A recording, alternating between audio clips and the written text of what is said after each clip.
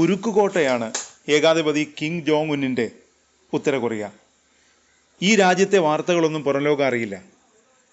Kim Jong ഉന്നിൻ്റെ ഭരണം രാജ്യത്തിനകത്തും പുറത്തും ഭീതി വിതയ്ക്കുകയാണ്. ഭ്രാന്തൻ തീരുമാനങ്ങളുടെ പേരിൽ കുപ്രസിദ്ധനുമാണ് കിം.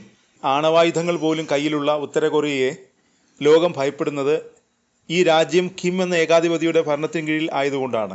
ഏറെ രഹസ്യ സ്വഭാവമുള്ളതാണ് ഉത്തര കൊറിയയിലെ ഓരോ നീക്കവും.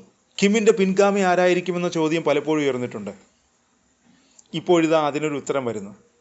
കിം ജോങ് ഉന്നിൻ്റെ കൗമാരക്കാരിയായ മകൾ കിം ജു എ ഭരണം ഏറ്റെടുക്കുന്നുവെന്ന അഭ്യൂഹമാണ് പ്രചരിക്കുന്നത്. ഒരു 12-കാരിയുടെ കയ്യിൽ ഭരണമെത്തിയാൽ പിന്നെന്ത് സംഭവിക്കുമെന്നാണ് ലോകരാഷ്ട്രങ്ങൾ ഭയക്കുന്നത്.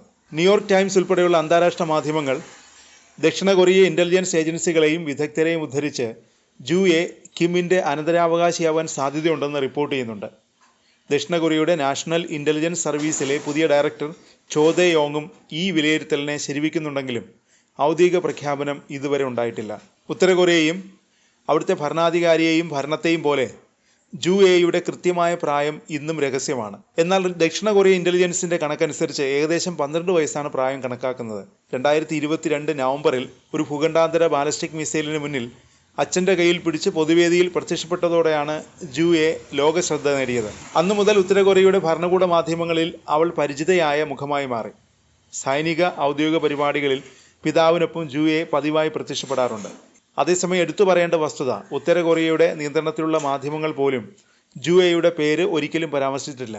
പകരം നേതാവിൻ്റെ ഏറ്റവും പ്രിയപ്പെട്ട അല്ലെങ്കിൽ ബഹുമാനിക്കപ്പെടുന്ന മകൾ എന്ന് മാത്രമാണ് അവരെ വിശേഷിപ്പിക്കാറുള്ളത്. ആ കൗമാരക്കാരിയുടെ ശബ്ദം പോലും ഇതുവരെ പൊതു ഇടങ്ങളിൽ കേട്ടിട്ടില്ല. കൂടാതെ മകൾക്ക് ഔദ്യോഗിക പദവികളൊന്നും നൽകിയിട്ടുമില്ല.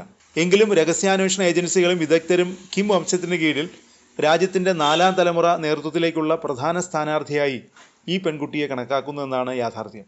2011 പിതാവ് കിം ജോങ് ഇല്ലിന് ശേഷം അധികാരമേറ്റെടുത്ത കിം ജോങ് ഉൻ സ്വന്തം അധികാരം ഉറപ്പിക്കാൻ നടത്തിയ ആദ്യകാല നീക്കങ്ങളെയാണ് ജു എയുടെ വർദ്ധിച്ചുവരുന്ന സാന്നിധ്യം ഓർമ്മിപ്പിക്കുന്നത്. കർക്കശമായ പുരുഷാധിപത്യ പാരമ്പര്യമുള്ള ഒരു രാജ്യത്ത് യു എ ഉത്തര കൊറിയയുടെ ആദ്യ വനിതാ നേതാവാകാനുള്ള സാധ്യത വലിയൊരു മാറ്റമായിരിക്കുമെന്നതിൽ സംശയമില്ല.